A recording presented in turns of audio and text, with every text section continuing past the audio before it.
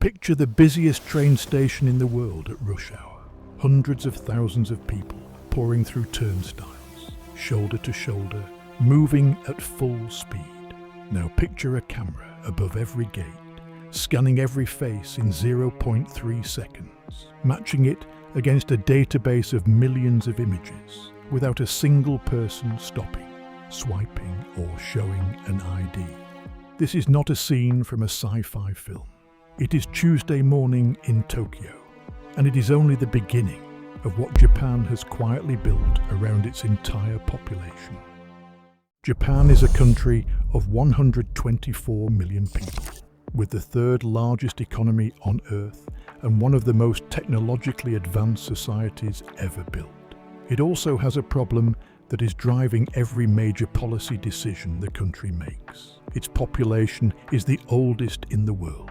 Its workforce is shrinking, and there are simply not enough people to run the country the way it has always been run. That crisis produced a solution. Not immigration, not restructuring. Japan's answer was technology, specifically the most quietly aggressive rollout of facial recognition infrastructure of any democratic country on Earth. It started with the Olympics, when Tokyo hosted the 2020 Games. Held in 2021 due to the pandemic, Japan deployed a facial recognition system provided by NEC Corporation, one of the world's leading biometric technology companies. The system scanned the faces of approximately 300,000 athletes, officials, volunteers, and media representatives, and verified their identities in 0.3 seconds per person. It was the first time in Olympic history that facial recognition had been used at this scale.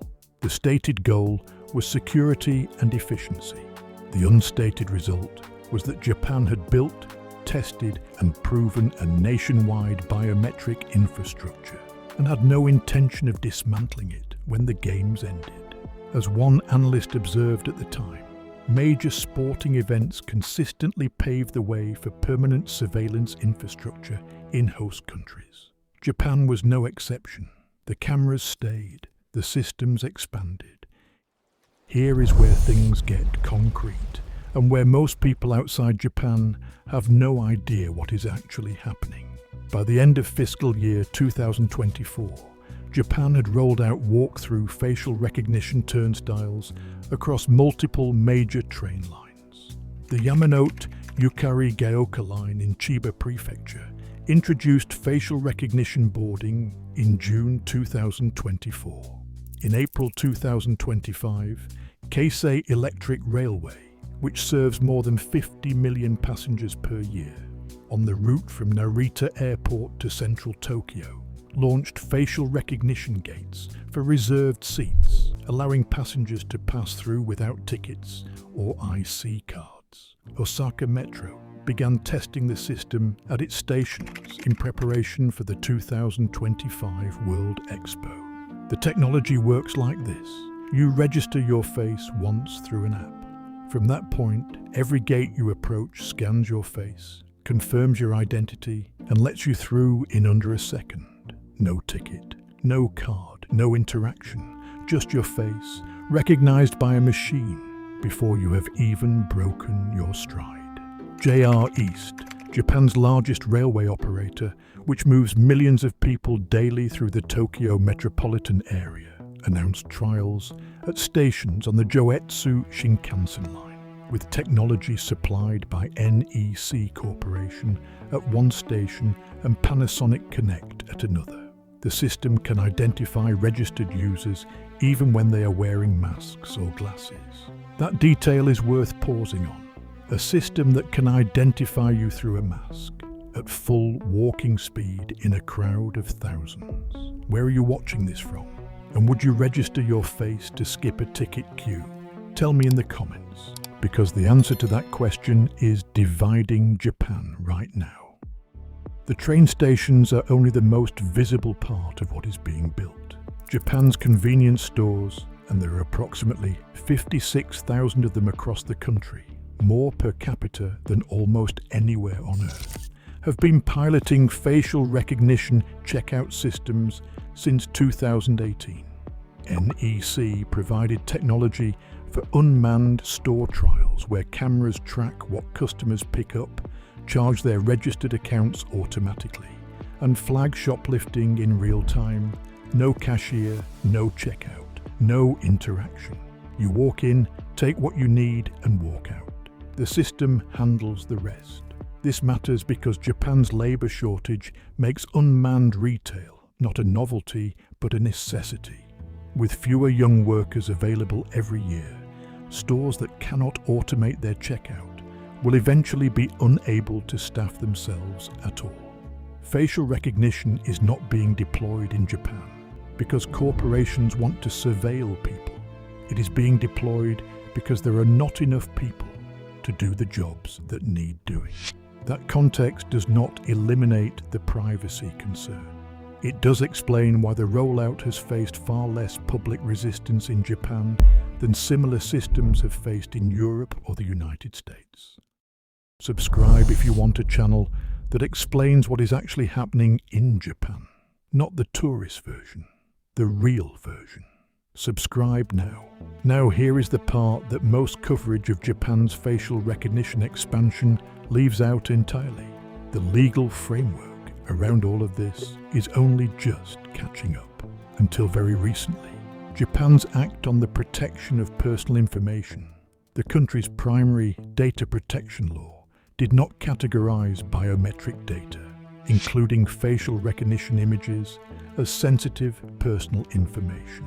In Europe, facial data has been classified as a special category, requiring explicit consent since the GDPR came into force in 2018.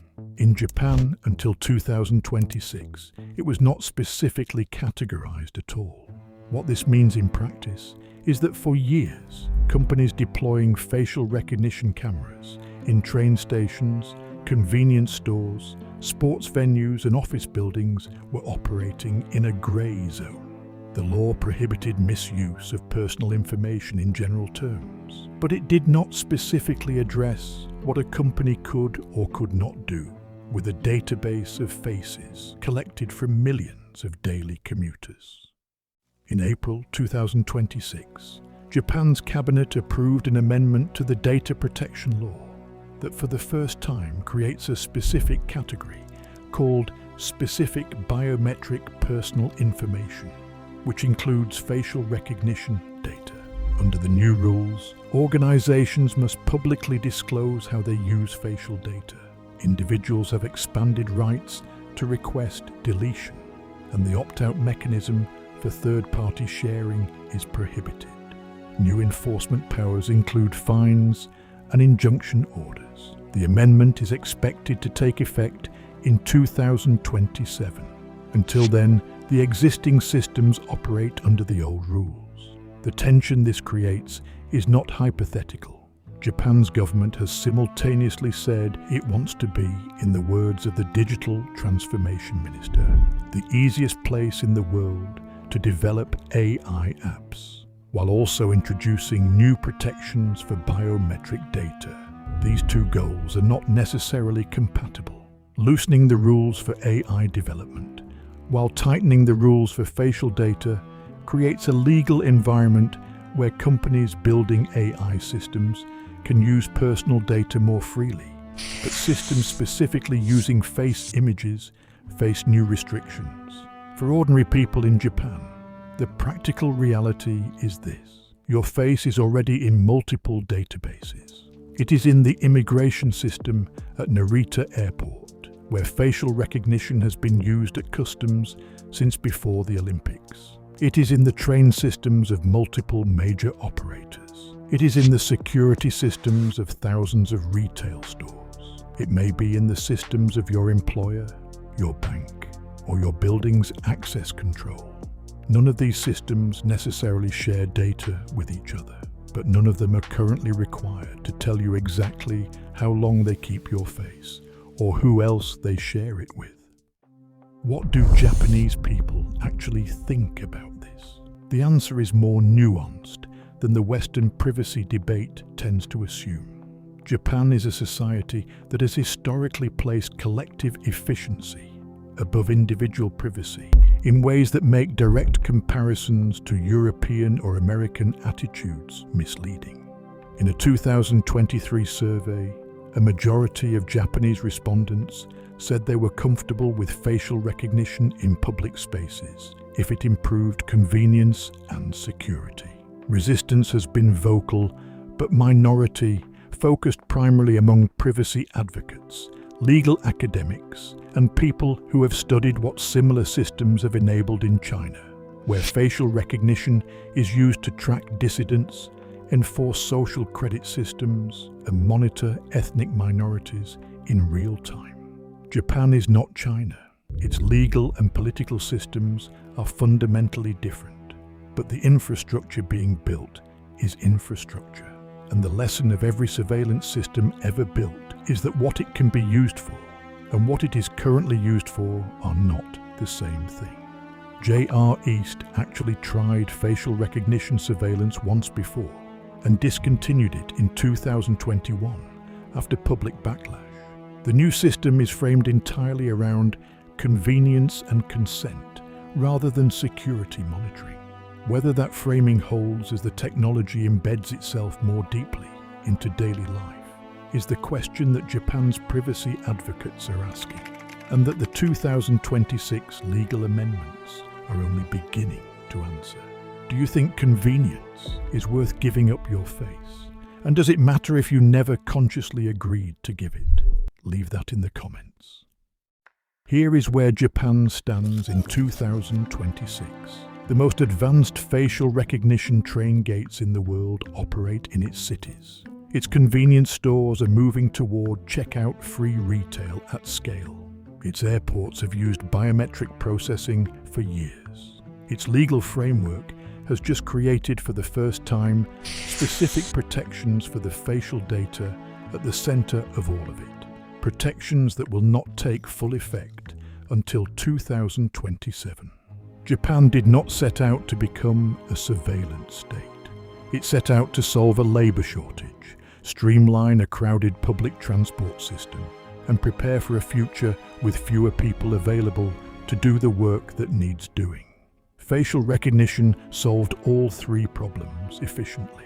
The fact that it also created the infrastructure for something more is a consequence that Japan is only now beginning to legislate around. The country that gave the world bullet trains and pocket calculators is now building something else entirely. A society where your face is your ticket, your wallet, your ID, and your permanent record, whether you opted in or not.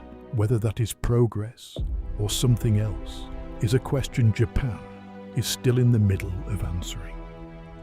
Subscribe if you want to follow where that answer leads.